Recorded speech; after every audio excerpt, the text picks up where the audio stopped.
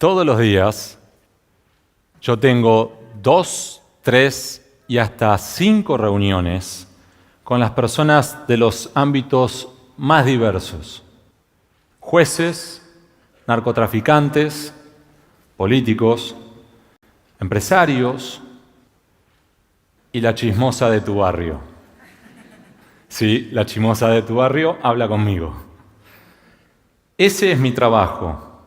Porque yo busco información, pero una información muy específica, que es sobre los delincuentes de cuello blanco, los expertos en la corrupción, el lavado, el narcotráfico, el fraude corporativo, los llamados delincuentes de cuello blanco que se visten así.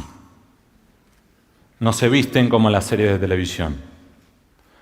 Todos los días, por esto, me tengo que reunir además y hablo con mis editores, porque tenemos que cruzar información y tratar de separar lo que son datos de versiones. Y esto es bastante más difícil de lo que parece, porque les garantizo que la realidad en este país supera la ficción. Solo en esta vida paralela es que, por ejemplo, es posible que uno de los más grandes operadores judiciales de los últimos 25 años reciba a sus invitados, sea para hablar de un gobierno o de otro, en el quincho de su casa, rodeado de 2 pósters, una caja de vidrio y un persuasor.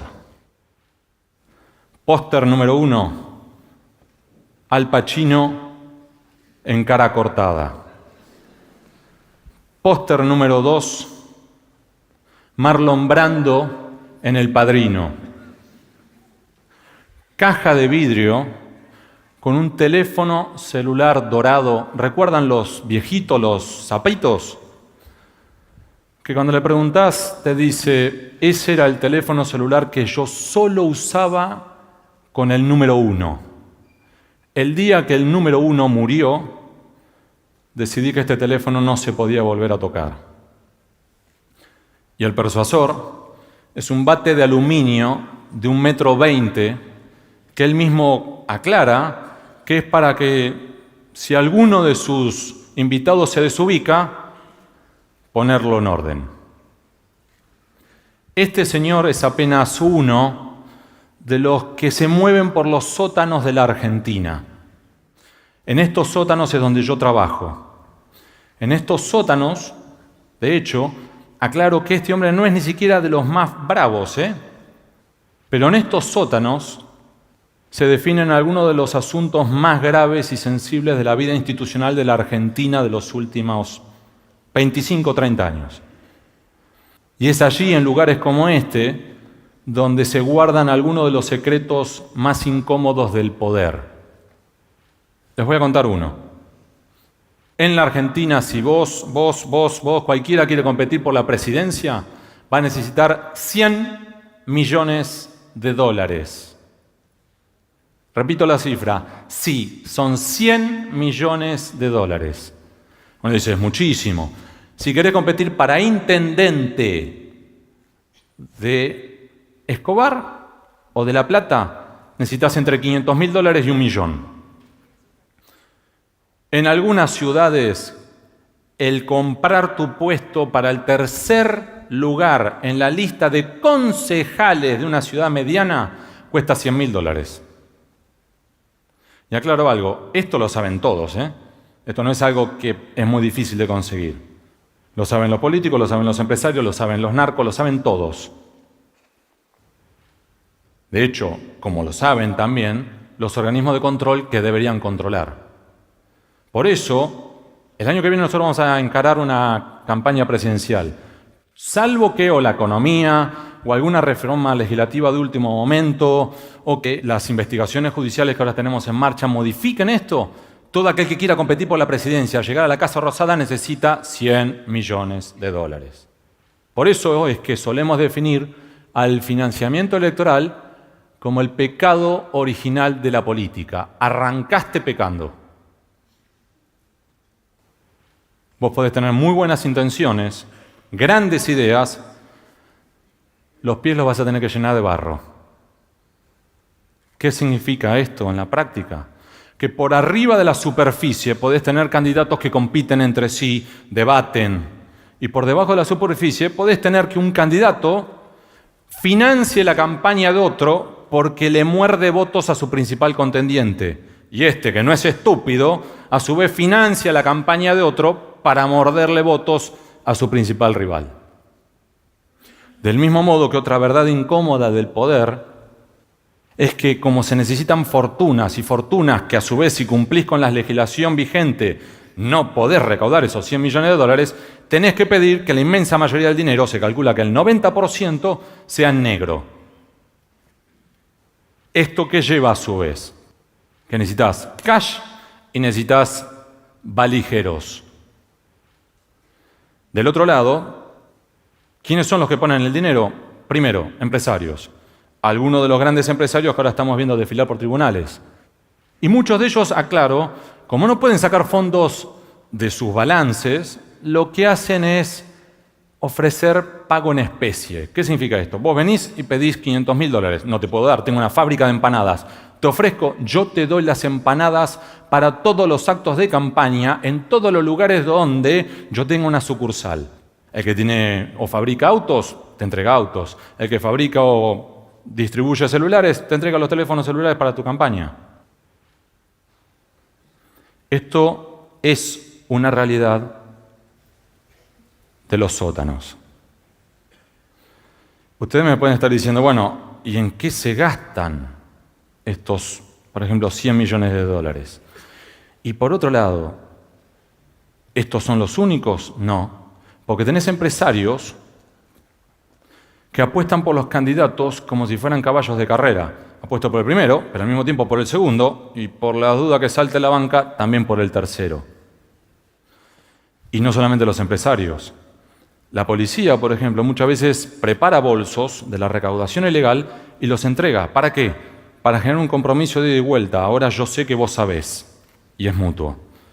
Y los narcos, cada elección están llegando más lejos y más alto. Y por el lado de los gastos, dos son los grandes rubros cuando hablamos nosotros con los equipos de campaña fuera de micrófono y hablamos en serio. El primero, la impresión de boletas electorales y los fiscales. El segundo, los periodistas y los medios de comunicación. Rubro 1. En el mundo se calcula que vos necesitas 1.3, repito, 1.3 boletas electorales por persona. En la Argentina, 5, porque te las roban. Con una combinación adicional, si te roban las boletas, vos tenés que estar preparando todos los fiscales. Y vos decís, bueno, no puede ser tanto dinero, si además son voluntarios. Sí, serán voluntarios, pero los tenés que capacitar, los tenés que llevar al centro de votación, tienen que tener un jefe superior, que tiene que tener un teléfono celular, le tenés que dar una vianda y los tenés que traer de vuelta. Multipliquen esto por 95.000 mesas electorales, que son las que tuvimos en 2015, van a ser más ahora en 2019. Y por el otro lado, medios de comunicación y periodistas. Este es uno de los rubros más caros. ¿A ustedes no les sorprende cuán difícil es a veces hablar con un candidato y no lo consigue nadie, no lo consigue nadie? Cuando finalmente ese candidato acepta hablar en una entrevista periodística, la pregunta más difícil que le hacen es, ¿hace calor en Jujuy? La entrevista más cara de 2015 costó $42.000.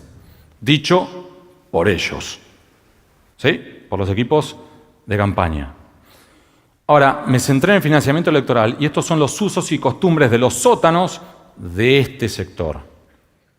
Que a su vez esto está dentro de un entramado que incluye mucho más. Porque también incluye, por ejemplo, a los policías que mencioné antes, con un dato adicional. Hay muchas comisarías que se licitan, se subastan, se rematan. Se la queda el comisario que ofrezca más dinero. Entonces, yo ofrezco por tal comisaría pagar $100.000 por mes. Entonces, si aceptan mi oferta, yo a su vez después tengo que salir a recaudar dinero a como dé lugar. ¿De dónde? ¿Cómo? Estos son los policías. Y aclaro, en cada uno de los rubros hay muchísimas y muy honrosas salvedades. Y no hay que generalizar. Lo que estoy contando es cómo es un entramado. Del mismo modo, hay muchos periodistas que no informan, cobran por su silencio. Hay fiscales que no investigan, cajonean expedientes. Hay jueces que se encargan de prescribir los expedientes. Empresarios que no compiten, se cartelizan. Sindicalistas, algunos que defienden a los trabajadores y muchos otros que entienden clarísimo la premisa básica que no hay mejor huelga que aquella que no se hace, pero te permite negociar. Por eso, si tenemos un entramado de este tipo, que es donde nosotros, este es nuestro trabajo, y hablo de mí y de muchos otros colegas, si este es el entramado que tenemos, es un error quedarse solamente en los personajes propios de película de clase B. Hombres que revolean bolsos de dinero en un convento o que andan manejando Ferraris. Porque estos hombres son en realidad muchas veces solo la punta de un iceberg, que es mucho más profundo y que incluye a lo que nosotros denominamos el poder permanente. Y les voy a dar una anécdota sobre esto. Una vez hablando con un veterano ex secretario de Finanzas, él me contaba que en su primera semana en el Ministerio de Economía él no sabía ni manejar la botonera del teléfono. Entonces, recibe a los banqueros, se tuvo que levantar, le pedí a la secretaria, por favor, convoque al mozo. Viene el mozo y el mozo le dice, ¿qué se va a servir? Le dice, un té con limón. Se dio vuelta, miró a los banqueros y le dice, lo de siempre, ¿no? ¿Quién está de paso? ¿Quién es permanente? Ahora, ¿esto es algo propio solo de la Argentina? No. Y de hecho allí tenemos los casos de Perú, de Italia, de Brasil en las últimas décadas, que además nos muestran que tuvieron problemas de corrupción sistema o megacorrupción o corrupción estructural, son como se las suele denominar, y también tuvieron después los problemas posteriores. ¿Cuáles? Que por ejemplo en Italia tenían la Tangentópolis, que se investigó con el Manipulite, y terminaron con un premier italiano correteando menores de edad por una finca romana. O terminamos ahora en Brasil, después del Lava Jato, con un presidente electo extrema derecha, defensor de la dictadura, xenófobo y racista. Y este es uno de los riesgos que tenemos nosotros aquí en la Argentina. Salir de un problema para terminar en un problemón. Este es un riesgo. El otro es caer en el gatopardismo. ¿Qué significa esto? Simular cambios que no ocurren. Y esto es una dicotomía entre lo que es la Argentina real y la Argentina teórica. En la Argentina teórica tenemos una oficina anticorrupción. En la Argentina real, ahora cambió, pero en la Argentina real, la oficina anticorrupción tiene 2 sedes. Una de las 2 sedes no tenía internet. Se colgaba del wifi del bar de la esquina. El día del gastronómico, cerraba el bar, no tenían wifi, no había internet. Todos ustedes con los teléfonos celulares tienen más capacidad de búsqueda que toda esa oficina, toda esa área de la oficina anticorrupción. Ejemplo 1. Ejemplo 2. La justicia electoral, los encargados de controlar todos los verdaderos gastos e ingresos de todo candidato electoral, tiene el llamado Cuerpo Nacional de Auditores. Son los encargados de controlar todos los ingresos, todos los gastos de todos los candidatos, de todos los partidos en todos los ciclos electorales, de cada 2 años. ¿Saben cuántos son? Y aclaro, son muy buenos. ¿Saben cuántos son? 7. Tuvieron que, por expediente administrativo, pedir una fotocopiadora. Una sola vez, les voy a contar una intimidad, papá me vino a ver una charla. Terminó y me dijo, mijito, lo tuyo es brillante, pero depresivo. Trata de subirlo un poco porque para agarrarse el dedo con la puerta. Además la presión de papá es esta. Por lo tanto, respetando la promesa que le hice a mi padre, les cuento. ¿Es posible corregir esto? Sí. ¿Es difícil? Mucho.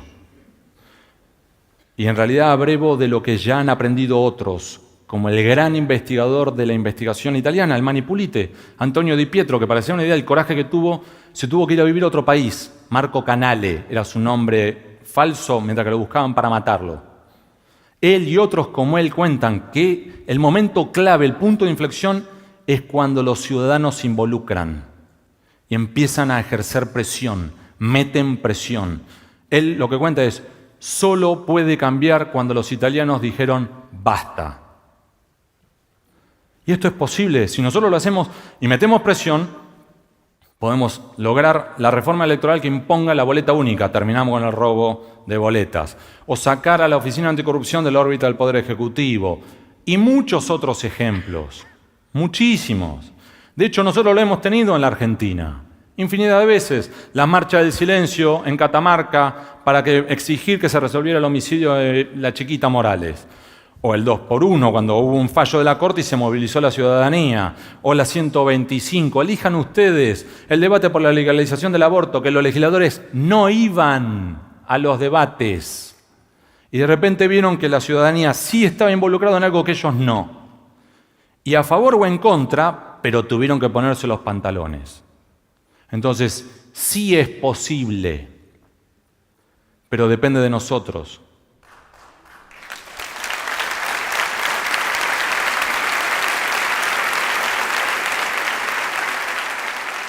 Porque va a depender de nosotros y va a depender de meter mucha presión, es que es clave el esfuerzo cotidiano. Y hasta que eso no ocurra, yo y otros como yo nos moveremos por el sótano hablando con los Tony Montana y los Vito Corleone y esquivando los bates de aluminio.